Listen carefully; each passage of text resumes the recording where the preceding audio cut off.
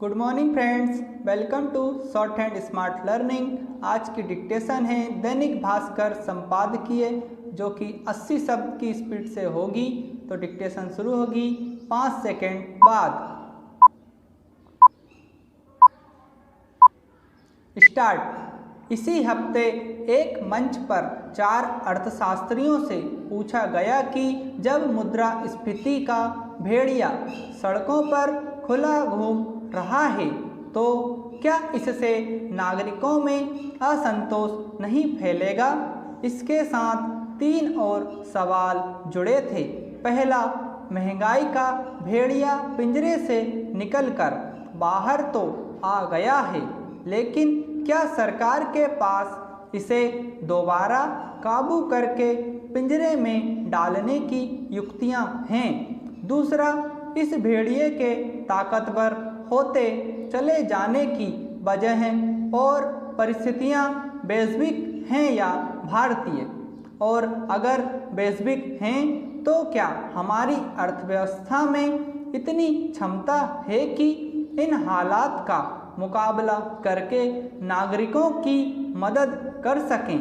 तीसरा, अगर सरकार महंगाई को नरम करने के लिए सब्सिडी बढ़ाएगी या टैक्स वसूली में कटौती करेगी तो क्या अर्थव्यवस्था और सांसद में नहीं फंस जाएगी। पैरा, जाहिर है यह बेहद दिलचस्प और ज्ञानवर्धक बहस इस तथ्य के इर्द गिर्द हो रही थी कि उपभोक्ता मूल्य सूचकांक 7.79% तक पहुंच गया है। थोक मूल्य सूचकांक पहले से ही बढ़ा हुआ है। चारों अर्थशास्त्री इस बात पर एकमत थे कि मुद्रास्फीति के इस चिंताजनक स्तर का सबसे बुरा असर गरीब तबके पर होगा, जो मुख्य तौर पर असंगठित क्षेत्र में काम करता है।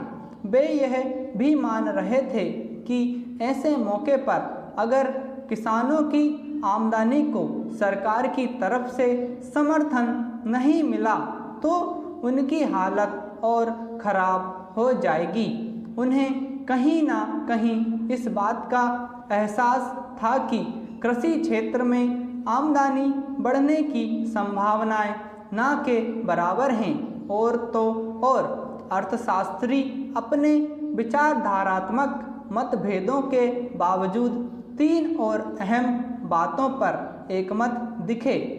पहली बात तो यह थी कि मुद्रास्फीति के कारण वैश्विक है या इसे नियंत्रित करने या पलटने की उम्मीद हमें सरकार से नहीं करनी चाहिए।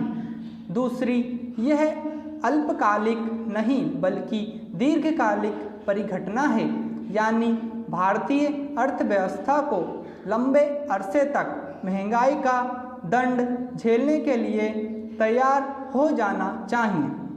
तीसरी, महंगाई का भेड़िया केवल तेल या जिंसों के दाम बढ़ने के कारण नहीं गुर्रा रहा, बल्कि भारत में महंगाई व्यापक किस्म की बहुक्षेत्रीय परिघटना है। Para, centre for monitoring India economy के आंकड़ों को माने तो बुरी खबर यह मिलती है कि महंगाई का भेड़िया सड़क पर अकेला नहीं है, बल्कि उसे वहां पहले से मौजूद बेरोजगारी के हिंसक पशु की सोहबत मिली हुई है। आंकड़े बताते हैं कि 2 अप्रैल को देश में बेरोजगारी दर 7.5% थी। इसमें शहरी बेरोजगार 8.5% और ग्रामीण बेरोजगारी 7.1% तक पहुंच हुई थी। यह आंकड़ा पिछले साल से कम जरूर है, पर शायद ही कोई कहे कि यह चिंताजनक नहीं।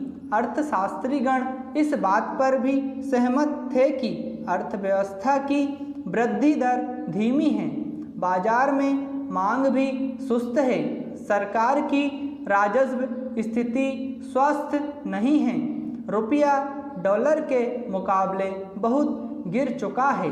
सरकार जानती है यदि उसने तेल पर 1 रुपया टैक्स घटाया तो उसकी आमदनी 16,000 करोड़ घट जाएगी। पैरा, यह जरूर है कि इतनी बातें स्वीकारने के बावजूद अर्थशास्त्रियों ने इस शुरुआती सवाल का साफ जवाब नहीं दिया कि महंगाई और बेरोजगारी के मिले जुले हमले का परिणाम जन असंतोष में निकलेगा या नहीं। किसान आंदोलन की स्मृतियां अभी धुंधली नहीं पड़ी हैं। सरकार जानती है कि जरा भी मौका मिलने पर किसान फिर से आंदोलन का आह्वान कर सकते हैं।